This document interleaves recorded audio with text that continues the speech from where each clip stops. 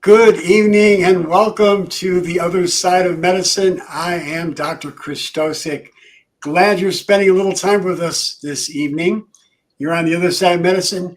We bring you the latest information on functional medicine, natural medicine, drug-free medicine, so that you and your family can live a long life, independently healthy, so you can be able to experience optimal wellness. That's what this program is all about. And so if you have family or friends that are looking for a way to be able to get off of medications that are unnecessary, sometimes they're necessary, but if they're unnecessary, we want to find a way that you can get to use the natural medicine. The good Lord has given us all kinds of wonderful things for our body to heal itself. And here on the other side of medicine, we recruit the healing power of nature with everything that is able to support the body in its effort to repair itself and to help you to be able to live a long life in good health and be able to experience a long life. That's the key. And so tonight we are very privileged to have a special guest. We're very honored to have this guest. It's Dr. William Shaw, and he is a biochemist, and he is also a toxicologist. And Dr. Shaw has worked for, initially when he graduated with his PhD in biochemistry, he worked for the Center for Disease Control. He was in the supervisory position from day one, which is pretty impressive. And then I will let you, Dr. Shaw, continue to share with us a kind of a bird's eye view of what you did from that point on and how you developed the laboratory called Great Plains. And give us a little bit of a background, if you would. Welcome to the other side of medicine. Oh, thank you very much. Yeah, so I got my PhD at the Medical University of South Carolina, and that was a very good location because I took a lot of the courses, with the medical students. So I didn't just learn the theoretical biochemistry. I mean, they actually, in some of the classes, they would have patients come in, with adrenal insufficiency or something like that. So it was very good. So all the coursework, a lot of the coursework was related to utility in medicine. So that gave me a kind of a step up and getting into the clinical biochemistry field. So I graduated, I went to CDC and was involved in the National Nutrition Survey, which still exists today, as a matter of fact. So even though this was quite a while ago, that's still a going thing. It's called NHANES, National Health and Nutrition Examination Survey. And they test the blood and urine of virtually all the people in the United States and then come up, is there a certain vitamin deficiency or mineral deficiency that's common? Are people contaminated with different toxic chemicals? So it's still a going concern today. That's the largest nutritional study in the world, I believe. Yes, that's right. Yeah. So, and it's used by researchers all over the world who don't even do the research. There's such a huge database, they can just go in and say, or is cholesterol starting to run higher, or are people more deficient in magnesium, or any kind of question like that they can answer. So from that point forward, you actually went into some immunology and other areas of interest at the CDC, right? Yeah, and worked on radio immunoassay, where you used antibodies in order to measure small molecules and things. And that's where I thought it was just a non clinical thing. But what I found is that the local laboratories were complaining that in the summertime they couldn't get accurate results for thyroid hormone. It was impossible, and And so I that was hard to believe, and so I confirmed it. That if you took serum samples and just left them out on the lab counter, the thyroid value would increase. But it didn't make sense because thyroid hormone is only produced in the thyroid gland, and so it didn't make sense how that could happen. And so after a long series of experiments, what I found, it wasn't the thyroid hormone that was increasing. It was something that interfered with the thyroid test that was increasing when the weather was warm. And it was called free fatty acids and lysolecithin, which is the molecule that breaks down when phospholipids are exposed to excessive heat. And so the question I had, maybe the same thing occurs in humans inside their body and causes a problem. And so a lot of my work after that was, and so I published a couple of papers on that aspect, that some of a large number of diseases would have been due to too much free fatty acids being produced.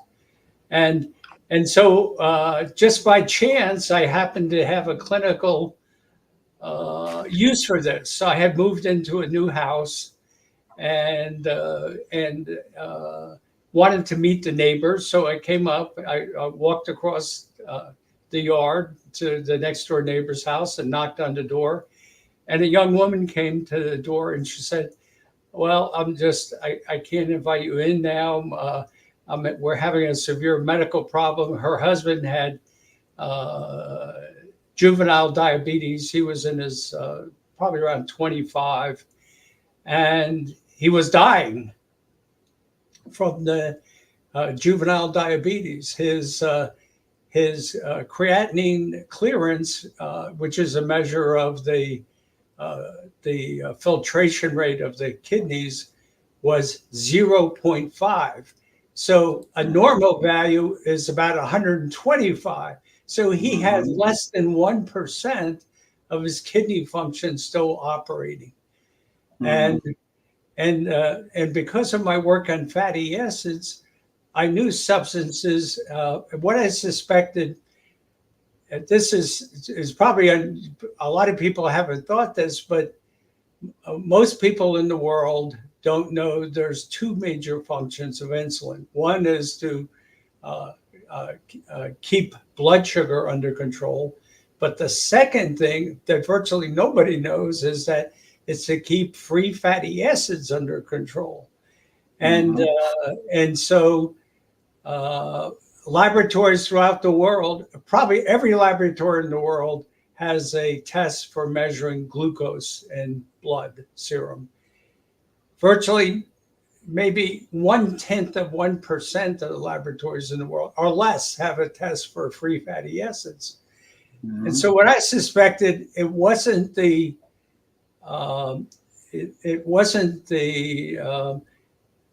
glucose that was causing his kidneys to deteriorate. So the fact that his creatinine clearance had gone to virtually zero indicated as kidneys were not working at all. So my theory was that I suspected the free fatty acids were damaging his kidneys. And so I knew that high doses of niacin could prevent. They wouldn't do anything for glucose, so they couldn't help him at all with his part of his diabetes. But what they could do is dramatically reduce the free fatty acids. So he was at that time was in dialysis when I had gone to meet the family, and they had two small children. But they said, unless you get a kidney transplant, you're going to be dead in a couple of weeks. And so I said, why don't you try giving him high doses of niacin? So I said 1,500 milligrams a day, maybe 500 milligrams 3 times a day. And I said, there's no guarantee here. I don't know if anybody's ever tried that for that reason, but it might work. and it's not going to do him any harm. And she said, The only thing that would do is cause a nice and flush. He'd right, get all red. right. That might be what happened. So, but Yeah. that's not going to hurt anybody. No. So I left, and I was expecting to hear from him, because he only had a few weeks to live unless he got the kidney transplant, and they told him he was way down on the list. So a lot of people would have to die and donate for him to move up in the list, and there was little chance of that. And so for a couple of weeks, I didn't hear, and I was getting nervous. Why didn't I hear anything, about what was going on? I was concerned, and I started worrying about it. And I thought, well, maybe he passed away, and since I was new to the neighborhood, and the widow was in grief, that she didn't invite me and my wife to the funeral. And finally, I just couldn't stand the suspense anymore, and I decided to go over and what's going on here. And so I was bracing myself for, in case she said he just passed away last week or something, So I was kind of bracing myself for the bad news. And so I was walking a little bit gingerly up to the door and knocking on the door. And when the door opens, the woman is smiling. She said, "Oh, it's you. I meant to come over and tell you how good my husband is doing since you recommended that niacin. His kidney function has gone completely back to normal. As a matter of fact, it's so normal now that his kidney specialist said, 'I'm taking you off the transplant list. You don't need it.'" Wow. So that's a miraculous story that you've and already early on in your career, you were already helping to do intervention with biochemical, nutritional intervention. That was my first. That was my first big. Like I say, it was like somebody who never played baseball was sent up at the last minute in the last inning of the World Series with the bases loaded, and they'd never swung a bat before, and they put him in there and they hit a grand slam home run. I know. It's really, wow, what a feather in your hat. That ought to really pump you up with a lot of just excitement and really get you motivated to continue on in your work in that direction. Yeah. So let's talk a little bit more about what we want to discuss tonight, and that's not only autism. We're going to really dive into that, but your work as you continued demonstrated that biochemistry and nutritional intervention and working with getting rid of toxins and food sensitivities and compounds that were released by toxic bacteria in the gut. So many different things you discovered over time in your laboratory, and you developed tests to look at these biochemical markers. Let's dive into what you found about autism. Yeah. Because it was absolutely fascinating, because I was by this time I was working at the Children's Hospital in Kansas City, and setting up a test called organic acids that at that time was used mainly for genetic diseases. But I wanted to go beyond that and measure everything that would be found in urine, not only things related to genetic disease like PKU, but also things like vitamins and minerals and toxic chemicals and things like that could be found in the urine. So I decided to make it much more comprehensive.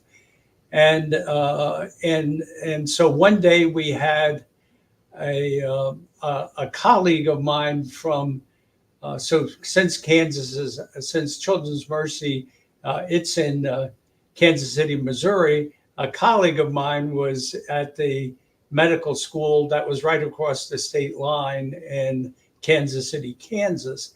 and he referred, and so I had talked to him a lot, and he was a neurologist, and so he referred a woman over who had two children with a unique diagnosis. So they had autism, but they also had a kidney disorder, and they had severe muscle weakness. So some days they would stand up and their legs would just collapse out from under them.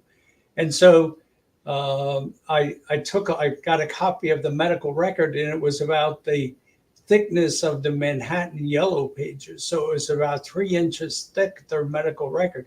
They had been seen by Mayo Clinic and by Johns Hopkins. And the thing was, nobody had found what was wrong with them. And let me just interject something here, Doctor. This sounds like the medical community was looking at a genetic, the genetic defect in this child. Yeah. Am I assuming that that's what they looked at, and that's where they stopped? And that's where they stopped. And that's what I mean. That's where they stopped. But I knew that you could find a lot more things in urine than just. And also the genetic things are relatively rare, like 1 in 10,000, 1 in 20,000. Yes, so even though we did get children who had genetic disease, I did detect some, but there were much more of children who had what I later started calling dysbiosis, abnormal gut flora. And I suspected that the abnormal gut flora was the cause. Yeah, even if they had genetic predispositions, the dysbiosis, the gut, abnormal gut flora, the other things that were going on in their body, the biochemical markers that were off, triggered the genetic predisposition. In other words, the genetics is like the gun, and the lifestyle and the other things that are going on in their particular lifestyle are like the bullets, Yes. And if you pull the trigger, if you have those markers that are being released. Yeah. And so I told the mother, if this, they were looking for a genetic cause. I said, to sometimes find a genetic cause, you have to do multiple testing because the marker for a genetic disease only might be elevated occasionally. So I said, you get more than, we can't just do one test. We need to do several. So then she disappeared. And then about a month and a half, 2 months later, she came back and she had a giant shopping bag full of frozen urine samples. So about 50, she had brought back about 50 samples. And of course, at that time, that was more than we analyzed in a whole month at the Children's Hospital, So it took a while, but so once we did all the testing, we saw there were no markers of genetic disease at all in any of those samples, but there were lots of markers of what I suspected was dysbiosis. So when the kids were put on an antifungal drug, nystatin, these things all started, the things that I thought were from the gut flora all started disappearing, except for one of them. And it was later found that it didn't disappear because it wasn't from yeast or fungus. It was from Clostridia bacteria, and that became one of the most useful markers in the clinical field. As a matter of fact, I just got a paper proposing that is the one of the, if not a major cause, the major cause of autism, and saying that really every child with autism should be tested for that. And so at the time, I could get a partial identity, but it didn't exist in the medical literature. So it was a complicated chemical challenge to identify the molecule piece by piece using advanced techniques, which I eventually did, so it was very slow and painstaking, but you feel really good when you finally solve it. So your laboratory that you developed is called Great Plains. And how many years did you have that laboratory? 25. 25 Okay, years. and how many different tests did you develop at that lab? Oh, a lot of. So we developed tests for Roundup, the glyphosate. We developed tests for um, toxic chemicals in urine, for like the most common toxic chemicals, pesticides, herbicides, uh, uh, solvents, things like that. So a lot of the most common toxic chemicals, and developed a test for the mycotoxins, the toxic chemicals that are in mold, the black stuff that grows in your house if you have a flood or you get the roof is leaking or things like that. And what I found is all of these things also cause abnormalities that could be seen on the organic acid test. So we had essentially you could think of it as a confirmation test. One test was confirming what was going on the other. Not 100% because the some of the different species produce different chemicals. So, but it was fascinating, and it ended up being very helpful for in the autism field. So we had one child who had very high levels of the stuff from Aspergillus mold, and after treating with a potent antifungal drug, the child had a complete recovery.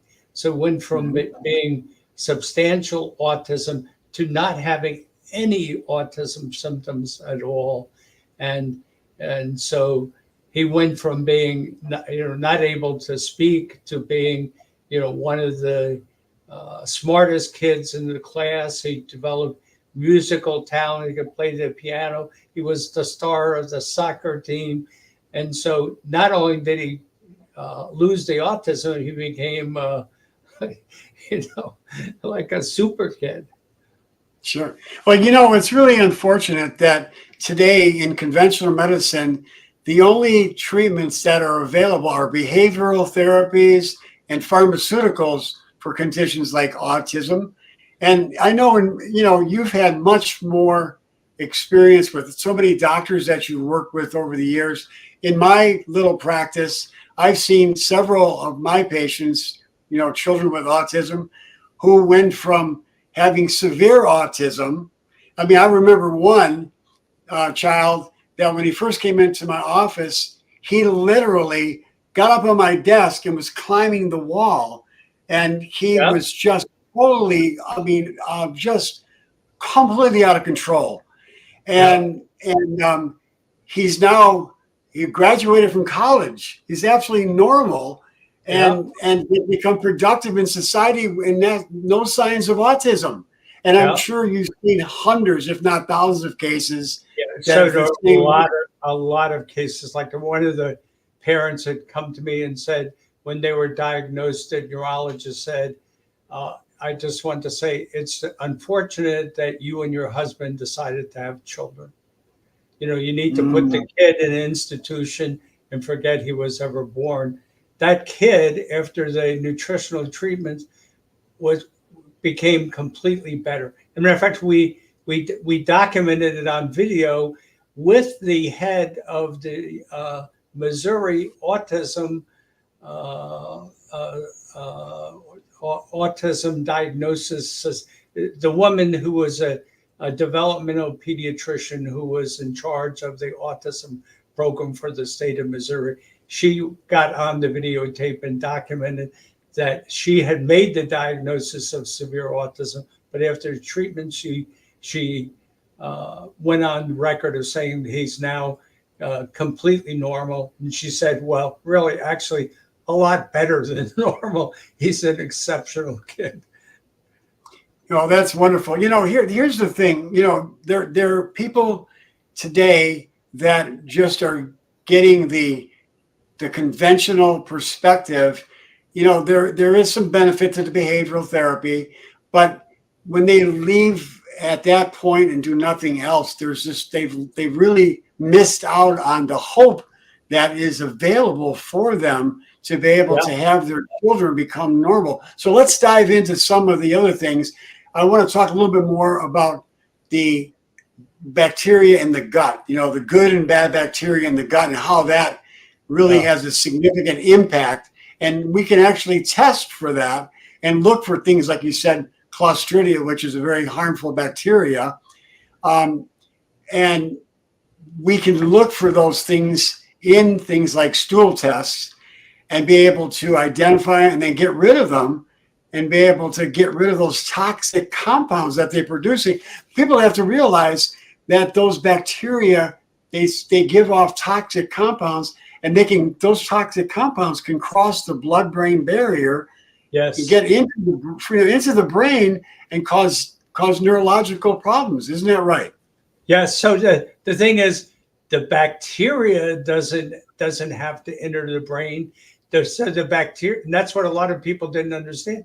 The bacteria themselves are in the intestinal tract, but the chemicals they produce are small molecules that easily cross into the bloodstream and into the brain. And then I even found the biochemical mechanism for some of them were inhibiting the metabolism of essential neurotransmitters, which made for a imbalance of neurotransmitters that's responsible for abnormal behavior, but not only in autism. So I found the same things were present in autism and seizure disorders and depression, and even in anorexia nervosa. The reason the women weren't eating was because if they ate certain proteins, that was feeding the Clostridium bacteria, which then produced these toxic compounds that made the person feel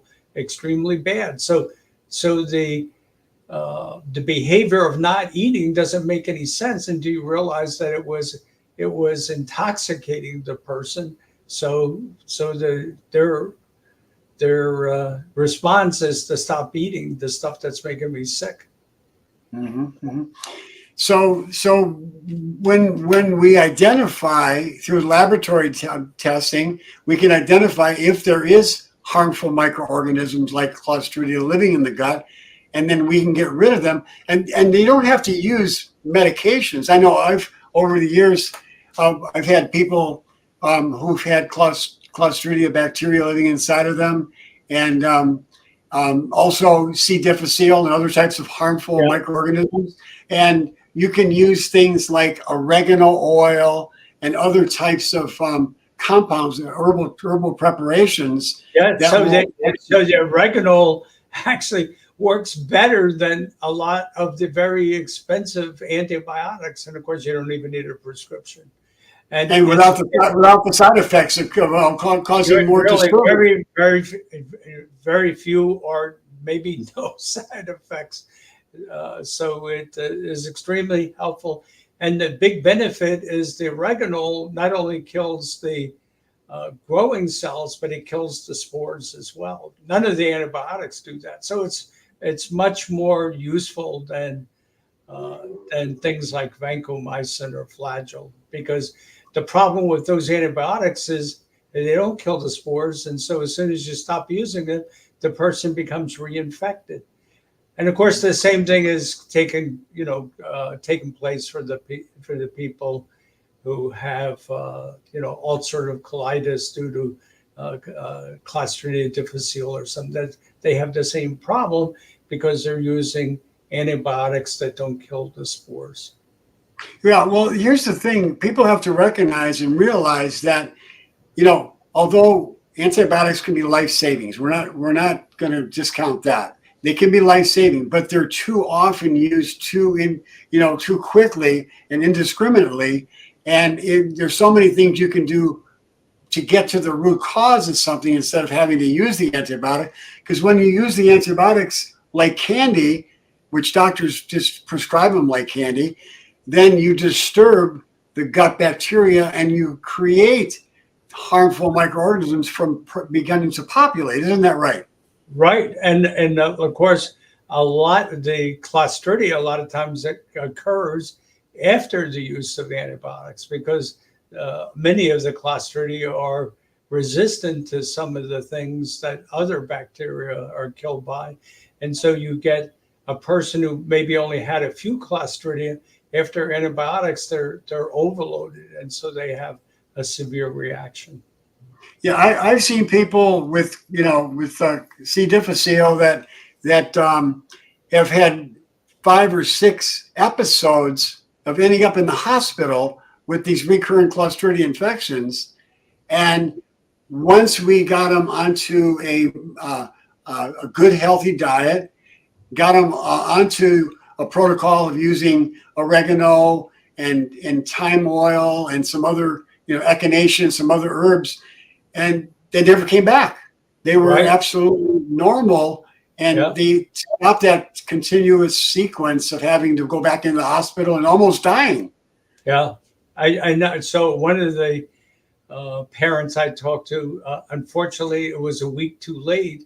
Her child had been tested and had found high amounts of the Clostridia, but they panicked and they had removed his a big section of his colon. But I could have told all you needed to do was to give some oregano oil. Yeah. Well, okay. So we talked about the gut, the disturbance in the gut bacteria. What about things like toxic metals? Let's talk about that for a minute. Yeah. And other toxins.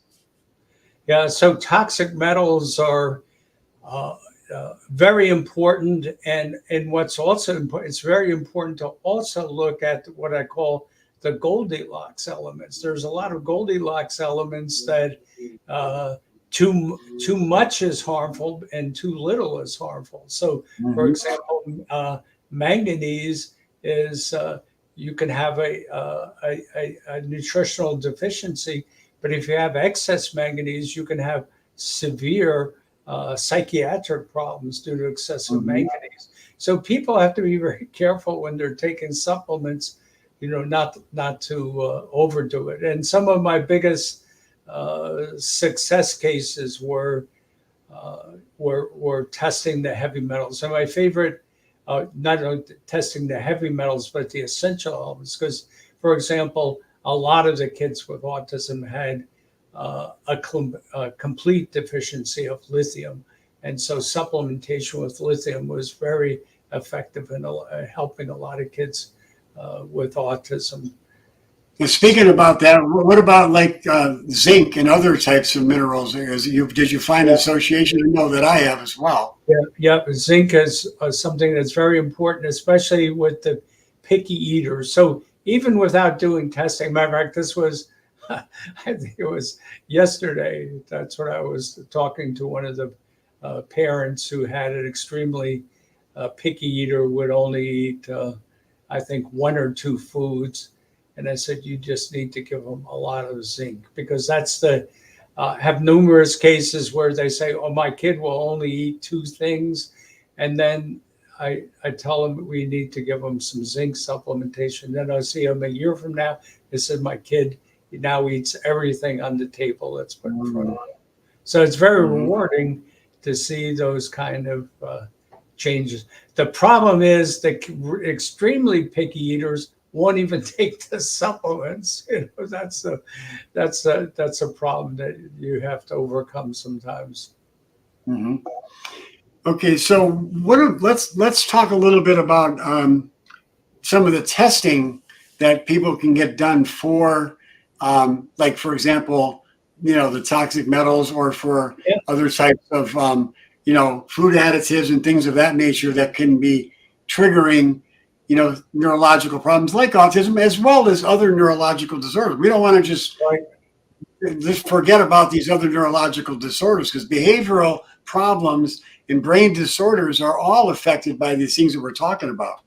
That's right. So the after getting quite a lot of knowledge about autism, I found that everything I learned could be applied to all the neuropsychiatric disorders. As a matter of fact, one of the most rewarding cases was I was I had given a seminar about that included the Clostridia, and a couple weeks after, a psychiatrist called back and said her 21-year-old daughter had a first episode of schizophrenia in which she was having auditory hallucinations, hearing voices that weren't of people not there.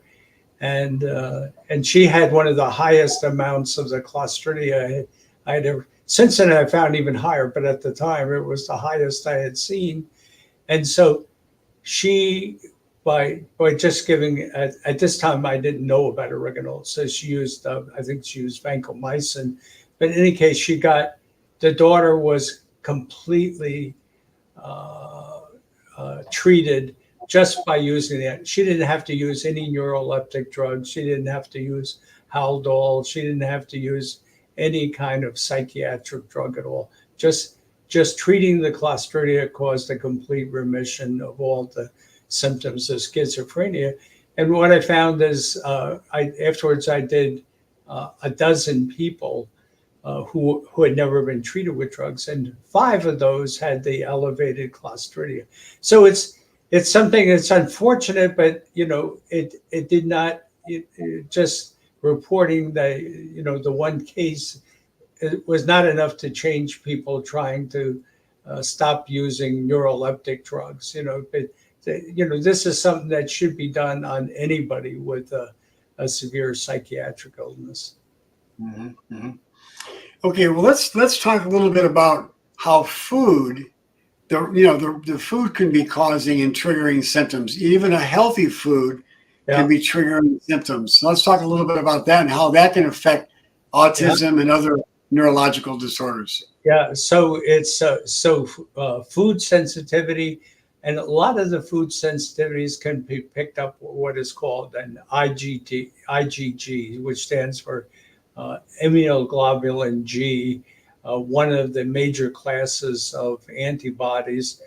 And if people have a high amount of these antibodies, it causes severe inflammation that affects the brain. And so we even had another case that this was of schizophrenia that was not responding to drugs.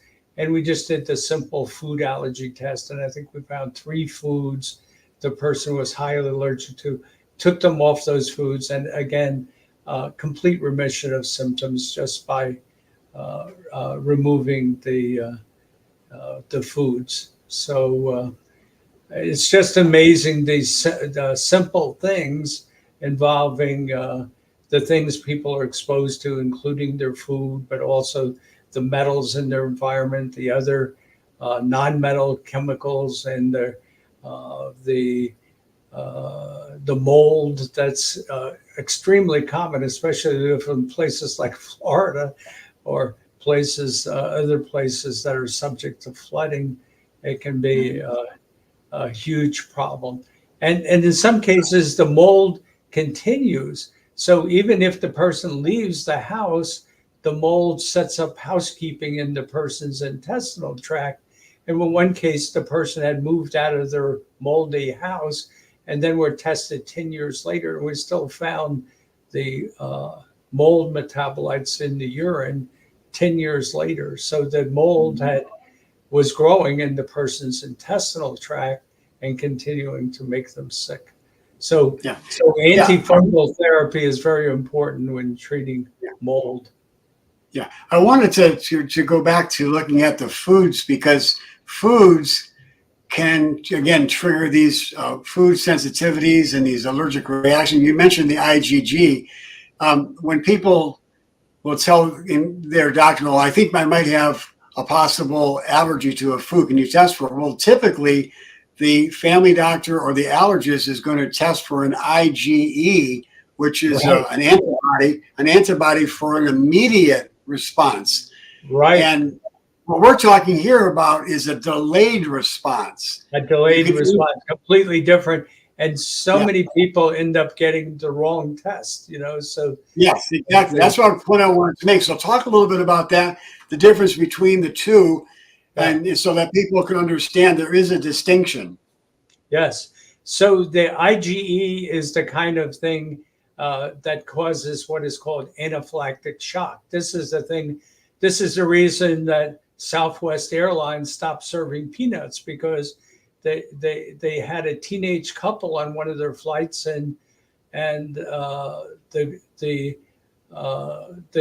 girlfriend was very allergic to peanuts, but her boyfriend had eaten some peanuts and kissed her, and she died. And so that death was due. That's why Southwest stopped serving peanuts, and so that's a case of anaphylactic shock. But a person with IgG allergy to peanuts might be exposed to peanuts and then get depressed like 2 days later. They may not have any immediate reaction at all.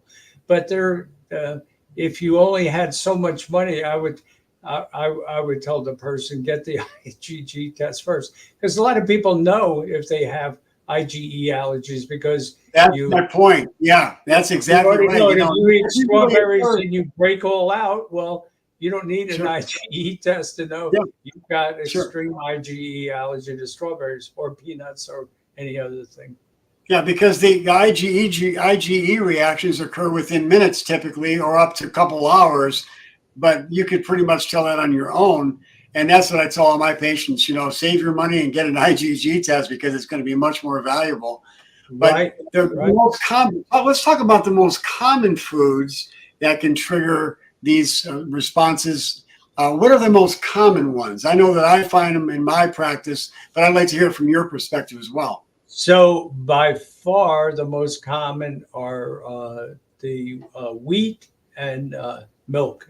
And by milk, I mean not only milk, but all the milk products, yogurt or cheese or whatever. So, even though a lot of people say, well, you could switch to goat milk. Well, the majority of people that we test, if they're allergic to cow's milk, the goat is so closely related to cow, they're still sensitive to goat milk as well. That's really interesting, doctor, because in my practice, I've found that a lot of my patients, my lab that I use in the past has been testing both the cow's milk and the goat's milk and the sheep milk.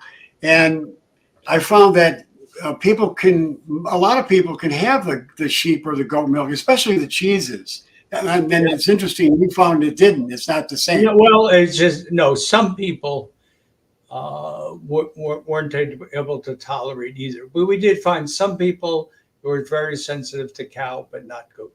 Yeah. Okay, gotcha. All right, so talk a little bit about the food allergy, food addiction, and how this can become so severe that it can actually create compounds that mimic like even toxic addictive drugs. Like, so one of the tests that we offered in the past, but don't currently offer, is the opiate peptides derived from wheat and milk, and they're called gliadorphin and casomorphin.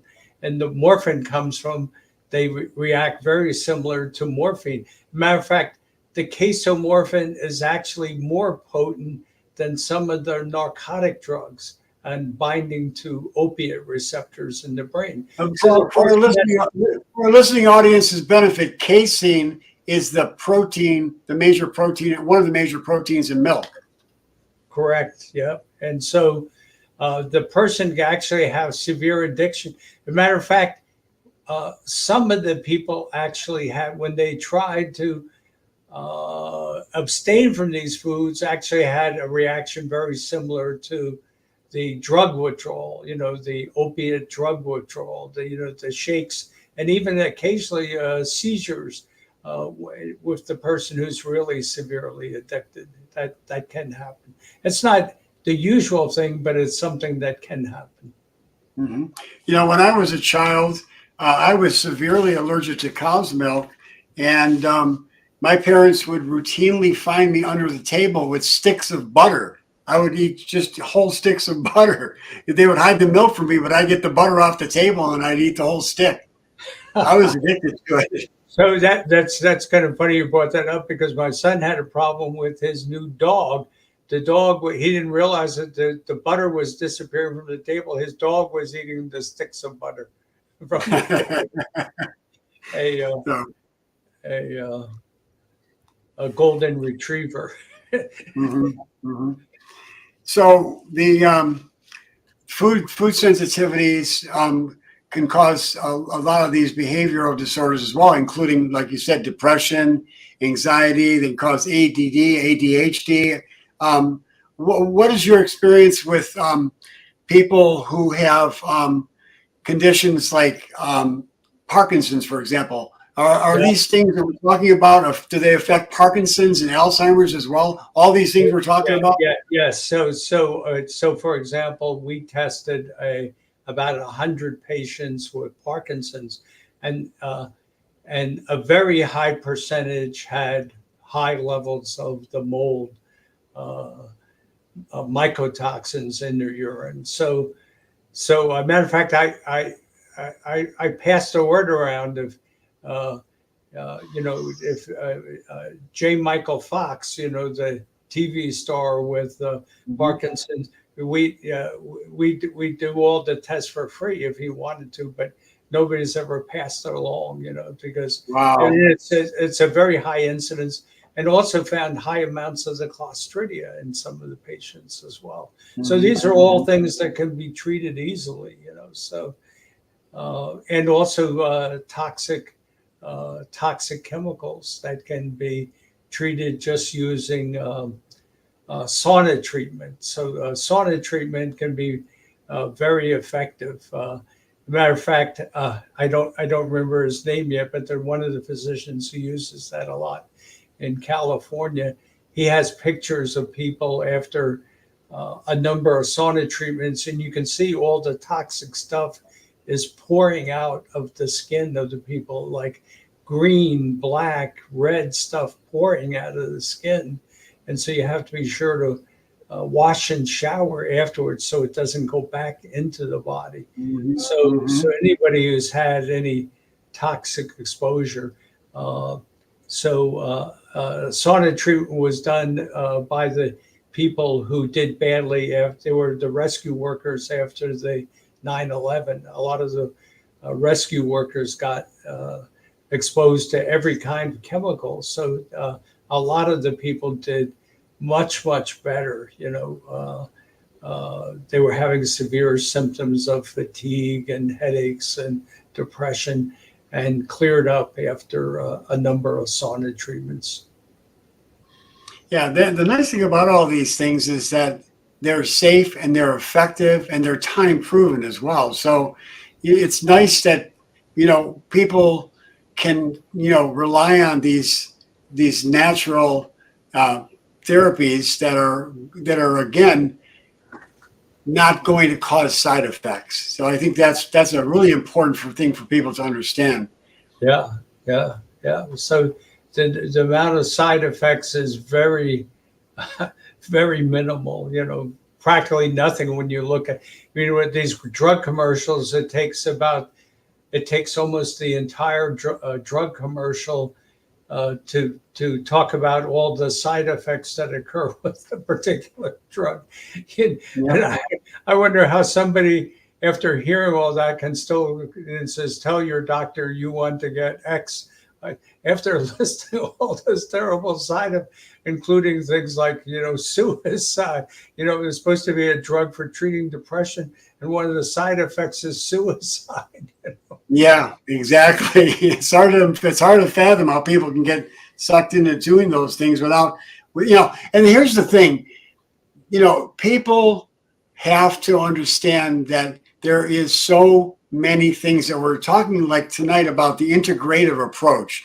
This is not just one thing. We're talking about multiple factors that you can look at simultaneously to clear out any of these things that are going on, because there may be one or more than one thing that's contributing to these symptoms that the person's having.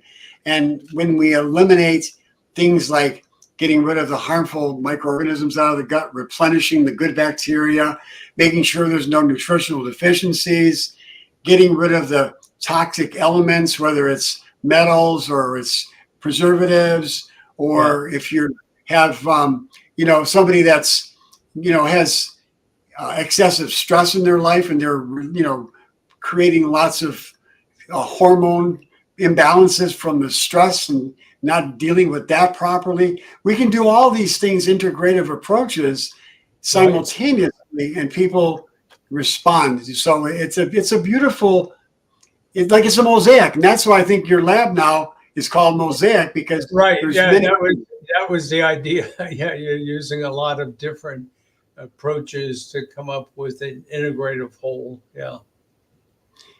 So, anyways, you have written a couple books. Let's talk a little bit about your books right now. Yeah. So this was the first one, biological treatments for autism and PDD. Okay, what is PDD? Let's talk about that, so people. I know what it is. Stands for pervasive developmental disorder, and it's considered a mild form of autism. But to me, it's a bad name, because to me, pervasive developmental disorder sounds worse than autism. Pervasive meaning, all encompassing. So I think whoever used that name probably didn't do the best of work in doing that. And then I wrote a second book, Autism Beyond the Basics. So the basics are treating the dysbiosis, treating the food sensitivities, and doing the necessary testing, and the Beyond the Basics talked about some new discoveries I made. For example, cholesterol deficiency, not cholesterol excess, but cholesterol deficiency is extremely common in autism. And some kids with autism who were given who were extremely aggressive, calm right down after giving some supplements of cholesterol. They had, some of the kids actually had, people had total cholesterol values less than 100. And those were some of the kids who had the absolute worst behavior.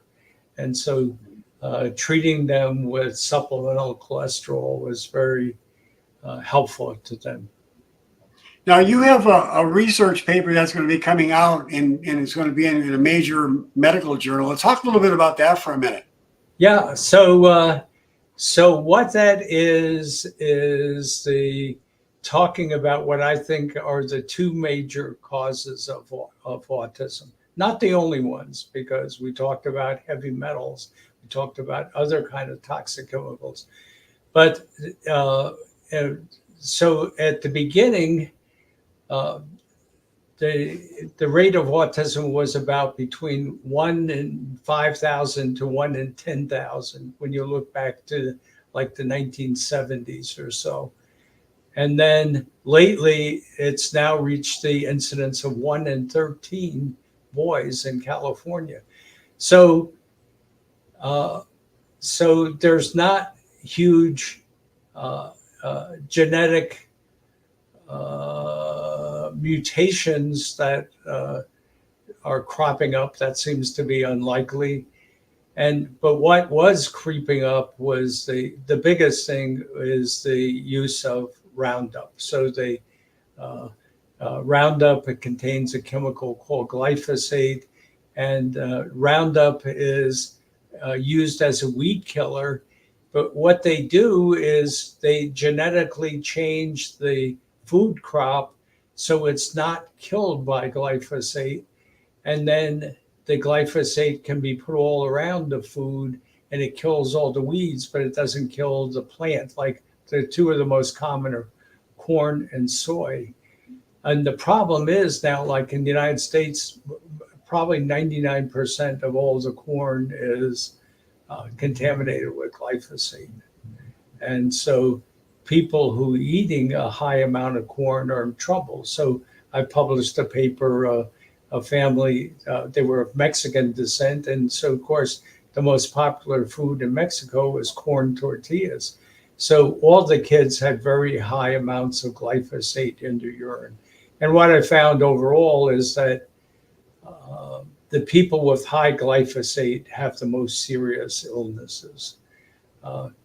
Nobody we tested who had a high amount of glyphosate had, a minor illness. They all had severe illness like brain cancers or autism or alcoholism or severe ADHD. So everyone who had a high amount of glyphosate was being extremely impaired medically. And what was found is that there's like about a 99% correlation between the increased use of glyphosate and food crops and the rate of autism. So, and so I've also proposed a mechanism by which it takes place, which is that the glyphosate kills all the beneficial bacteria in the intestine, but it does not kill pathogens like Clostridia and Salmonella. And so they proliferate. As a matter of fact, when farmers were putting their cows on the pastures that had been exposed to glyphosate, some of them were developing botulism, which is a disease caused by Clostridia botulinum. And in even some cases, the farmer himself has been reported to come down with botulism just by walking through his. So not only is the glyphosate altering the microbiome in the human and the animal intestinal tract, it's also modifying the microbiome in the field, the agricultural field itself. So our fields are becoming increasingly contaminated with pathogenic bacteria. And to me, this is almost like an existential crisis. Something that cannot be allowed to happen.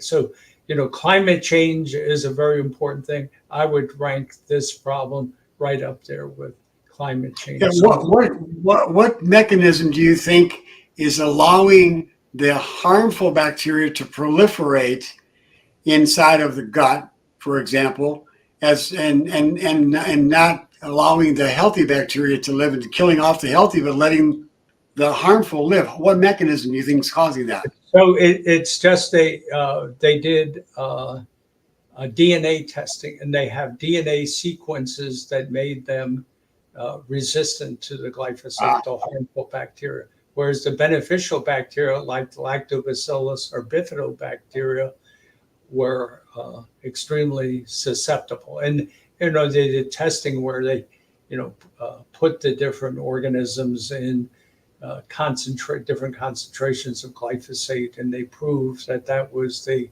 mechanism by which they were being killed. So you have not only the human, so the cows' intestines, they found the same thing in turkeys, that the turkeys who were being fed the genetically modified glyphosate toxic corn, the same thing was happening to the turkeys. They were developing high amounts of Clostridia and Salmonella in their intestinal tracts. That's a sobering fact when you're eating your Thanksgiving dinner. Can those microorganisms that are in the turkey, for example, can they be then transmitted to humans? Probably so. Yeah. So probably, somebody just preparing their turkey, if some of the gut material has spilled out a little bit, during the slaughtering process, that could be a real problem. Well, Doctor, this has been an absolutely amazing and very intriguing interview. You've shed a lot of information, a lot of light on a lot of things to help to eliminate behavioral disorders like autism and other ones, behavioral problems. So we want to thank you so much. I hope that you'll come back again in the future. Have Yeah, you it on was again. a great pleasure. Great pleasure. It's been a privilege. It's been a privilege. And folks, get Dr. Shaw's book if you have a child with autism, and certainly you can look to get in touch with us because we use the lab that he actually created for our diagnostic purposes as well. So you definitely want to look into these integrative approaches to neurological diseases, whether it's autism or ADD or ADHD or Parkinson's or whatever it is. There is hope, including Alzheimer's. I want to just mention that because there are so many people that think that it's just genetic, that No, that is not true. So even in the people who have the genetic factors, they can be overcome if some of the other contributing factors are resolved.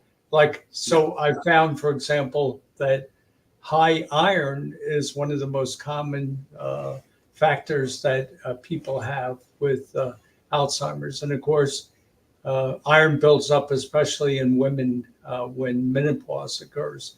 They stop excreting iron, and so they develop excessive iron at that time. We're going to have you come back and we'll talk about Alzheimer's and some other problems in the future. But thank you so much, folks. You definitely want to come back.